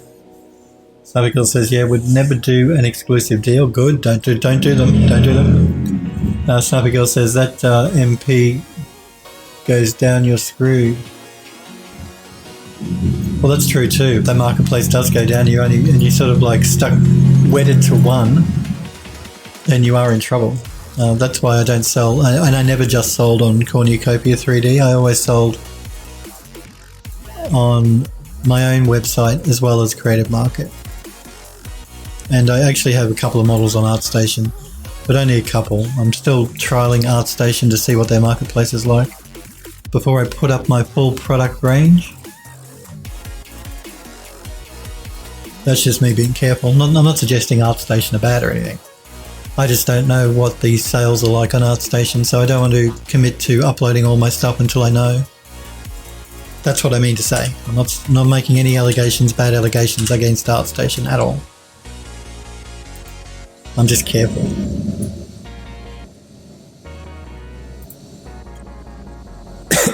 Pardon me. Let's close this group. Rest in peace, Smurfer, says. Sniper Girl says, I'll try all the sites I can think of, just starting out, and all. So can't be picky. We'll be putting up the dragon as well. Well, cool. Void Source. Good to see you. I hope you're well. Says that's good. How long did that take you to make? How long did that take me to make, guys? You guys have been watching me while I've been making it. I'm still texturing it. Some of it's photogrammetry, so that was done pretty quick. It's good to see Void Source though. Let's swap out this last burner for this last one over here in the corner. Let me get in a position. We need to open up our group.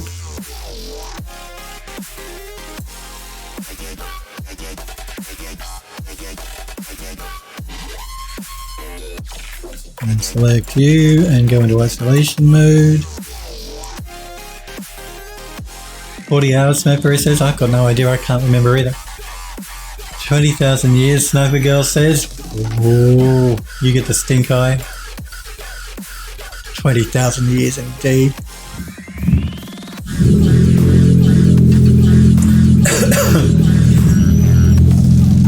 Yeah, I haven't kept track of it. All of my videos though are on my YouTube channel of me making this, as well as under the video section on my Twitch page there. I only stream 2 hours a day, twice a week, so 4 hours a week. I'd have to sort of sit down and work it out as to how many hours it's taken to create the model.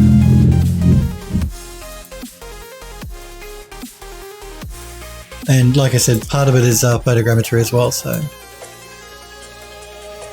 the whole point of me doing this project was to sort of say to you guys, show you guys how you take some photogrammetry and reimagine that model into something new, which is what we've done here with the Temple of the Winds. Okay, let's remove the old one.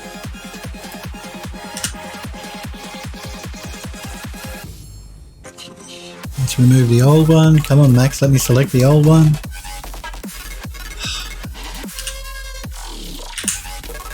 Jump out of isolation mode. Close our group.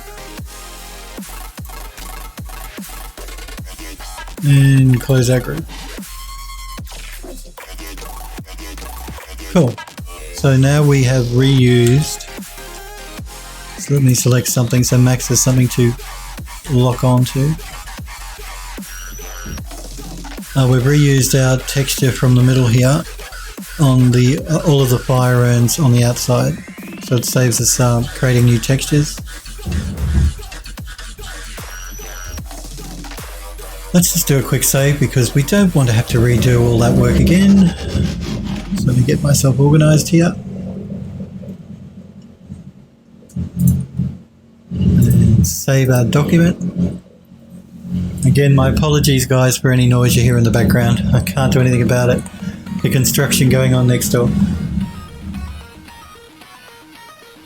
Void Source says, what's that buzzing noise? My apartment block is like in amongst a commercial shopping district. So there are a lot of stores and shops near our apartment building, and they're doing work on one of the shops next door. So that's the buzzing and the banging you can hear. My apologies, I almost wasn't going to stream like I said because I know how annoying that can be.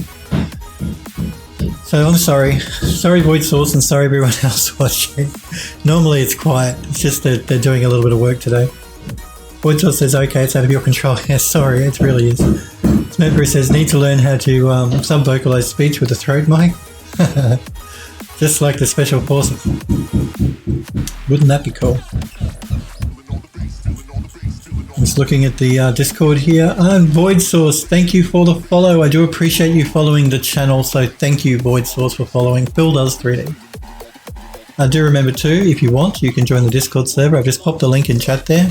Don't post links in Twitch chat unless you're a sub, but everyone can post links in Discord. There's a gallery section there where you can show off your work. There's a section where you can post to your ArtStation or your portfolio or demo reel and all that sort of good stuff. As well as the tutorials and tips section that is moderated by the guys and the girls. If any users upload any interesting tutorials, tips or videos, it goes under the tutorials section. So I encourage you to join the Discord, if you want. There's a good group of guys and girls. Everyone's very friendly, very helpful.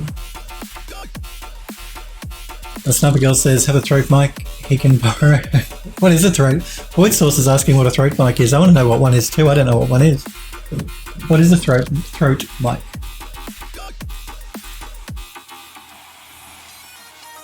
I ain't heard of it. So I want to know as well as Void Source what a throat mic is.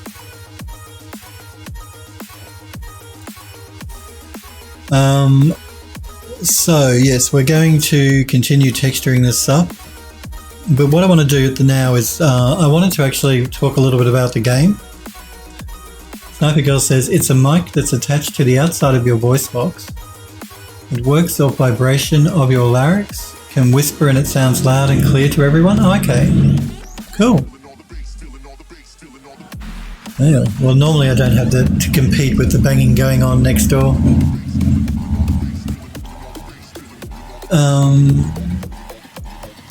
Sniper Girl says, see them mostly used by SWAT and Special Forces for that reason. Oh, okay, cool. Never heard of any. Oh, yeah, it does sound pretty nice. I've never heard of it either, Voice Source. Smurfery says, given a link. There you go. Let's have a look at this link.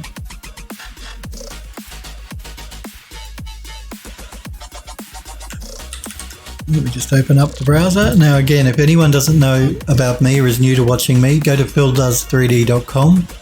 You can read up about me there. You can look at my art station. You can look at my gallery, all that sort of stuff. If you're interested. I'm checking out this link that Smurfer is. Oh, okay, it's this thing here. Oh, I see. And what's the point of this? Is this just to project your voice, or rest in peace, everyone's ears? Okay? That looks cool. So what I want to do is actually, in the last 10 minutes here before I finish the stream, is talk about the game we're going to be working on after I finish this model. Unless you guys want me to work on another model, I'm open to making a new model or working on the game. So we're going to turn the House in the Hollow that I made that cinematic in UE4 in the Unreal Engine into a game. So as part of doing that, I wanted to create a new website for the studio for the game, and also re-edit the video that we made for the House in the Hollow cinematic as a game trailer video, which gave me an opportunity to reuse some of the footage we didn't use as part of the cinematic. Because if you guys remember, when we made the cinematic, I had to cut a lot of the footage. I couldn't use it all because it was too much. So I re-edited the video to create the trailer for the game, using a lot of footage that we had to cut out of the original cinematic. So I'm going to be showing that in a minute, as well as pointing you guys to where the website is for the studio, for the game. What if you sneeze? Voice Source says, yeah.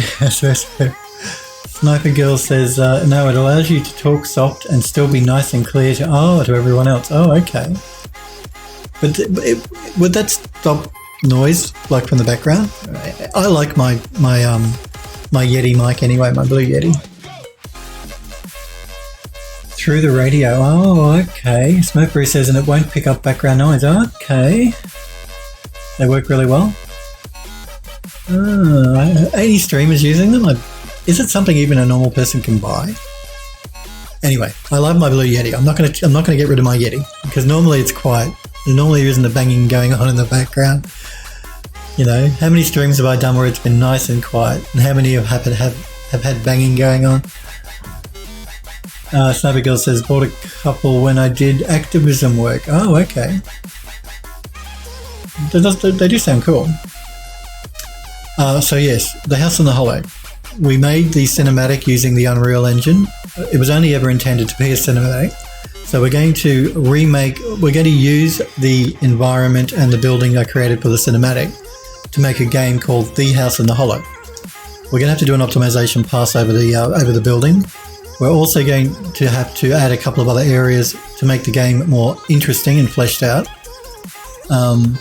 So that's what we're going to be doing probably after this project is finished. We're going to jump back into Unreal. We're going to start making the game called The House in the Hollow. But I wanted to have a studio website set up, as well as the trailer ready prior to us doing that. Just from a promotional point of view, it'll make it easier for me to promote the game if I've got all that stuff ready ahead of time. And I finished it all over the weekend, and I'm going to show it to you guys now. Smurfery says, plenty available on Amazon. Cool. Void Source says, you're an activist for what? Yes, what we're an activist for.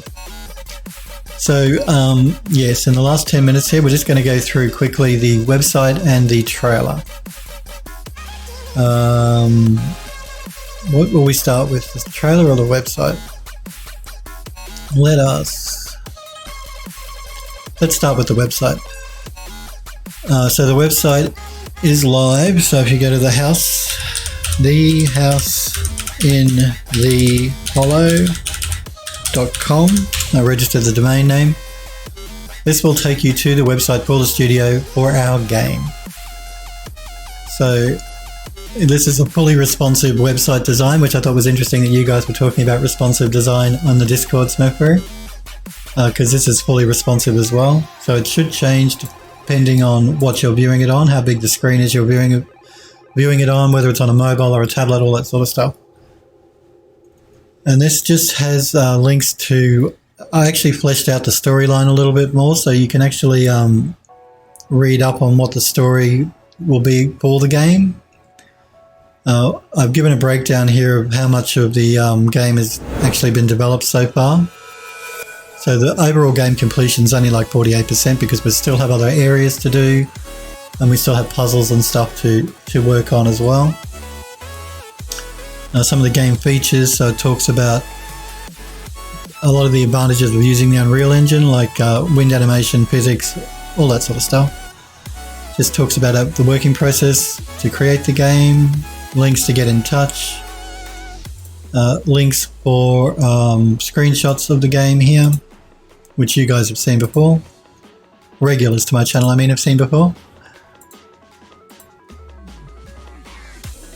And then just some software partners. These are the software the studio is going to be using to make the game.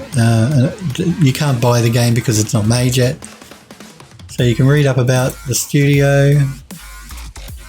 It talks about the award that I got from Epic Games for the cinematic for this game. And then the latest news section, of course, which has the trailer. Has a link to my my Twitch page here because I'm going to be live streaming the development of the game, and then it also has links to some concept art that I created for the game. And then of course the contact section where you can get in touch there. So the next thing I want to do here is actually want to show you guys the trailer. So let's look at the trailer, and for that I'm going to mute my mic, so I won't be tempted to talk over the trailer. So it's only 3 minutes. It won't go for very long. Let's have a look at it.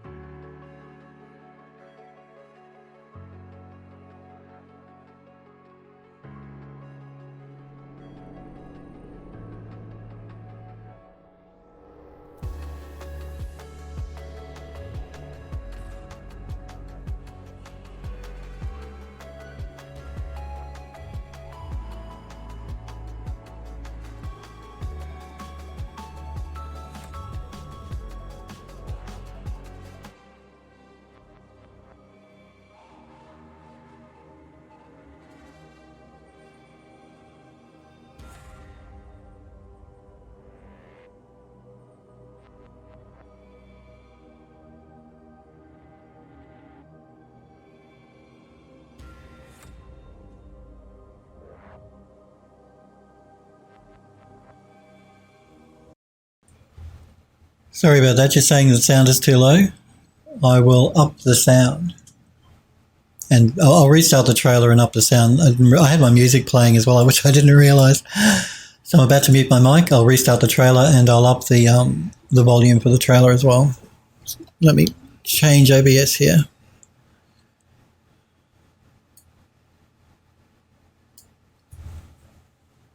Okay.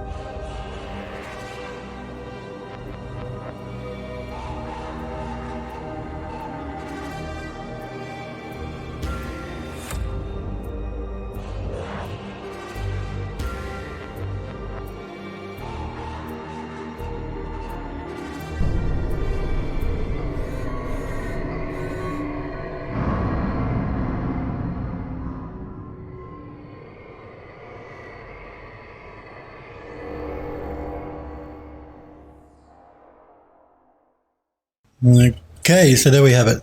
That's the re-edited trailer for the game, the initial trailer anyway. Just thought I'd show you guys. That's what I've been working on recently. ICMZ says, man, that music definitely sets the mood. Loving all the details everywhere. I don't know where to look first. Yeah, so I did. I changed the music from the original cinematic that we did because it better suited the creepy sort of vibe of the Hollow and the house, because the story of the house and the Hollow is on the website. Let me just pop the link in chat. So I haven't fleshed the story out completely yet, but you guys can go to the website and read up on the story there.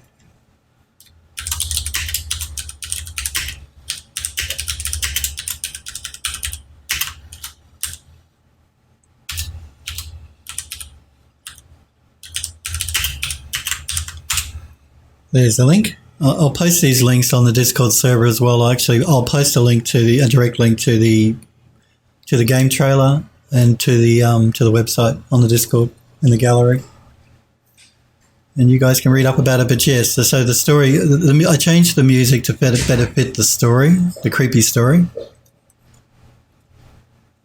It's good to see you, ICMZ, though. I'm glad you like it, Sniper Girl. Poor guy with a bathroom, though. Whoa, so cheeky. Sniper Girl. So yeah, read up about the game and the studio here. Look at the trailer on your own computer in your own time if you want, on the YouTube channel, or here on the website as well. You can link to it. What more could you want? So yeah, I still have to flesh out all of the puzzles and stuff for the game. I haven't thought about that yet. We'll think about that a bit. I'll think about that a bit more between now and when we finish this current project we're working on, the Temple of the Winds here. Because I've got to think about what puzzles to make to fit the storyline and all that sort of thing. ICMC says, I just got home right on time to see your trailer. I'll check it out for sure. Cool. Do check it out. It's hot on the YouTube. I only uploaded it last night or the night before, I think. Let me turn down my volume again on my OBS here, so that next time I start streaming I don't freak you all out with too loud beeps and things coming from my computer. There we go. I think we might leave it there for today, though, guys and girls. Oh, wrong button. Hey, listen, we had no problems with the stream. Remember last week, on the last stream last week, I was having problems with streaming. It was either Twitch's server. So what was happening was OBS was not connecting to the Sydney server. It was connecting to the LA server. So no wonder I was dropping frames, because, I was being sent halfway around the world to connect up to Twitch. So I don't know if that was a problem with my ISP and its routing, or it was a problem with the Sydney server, the Twitch Sydney server, but today's been fine. Back to normal, thank God. You're quite welcome. I do want to thank you guys very much, though, for hanging out, being here and watching with me. I'll be back on again tomorrow, 5 p.m. Pacific time in the United States. We will continue texturing up our Temple of the Winds here. You guys and girls, though, have a great night, great day, great morning, great evening, whatever time it is, wherever you are. And hopefully I will see you all tomorrow. See you guys.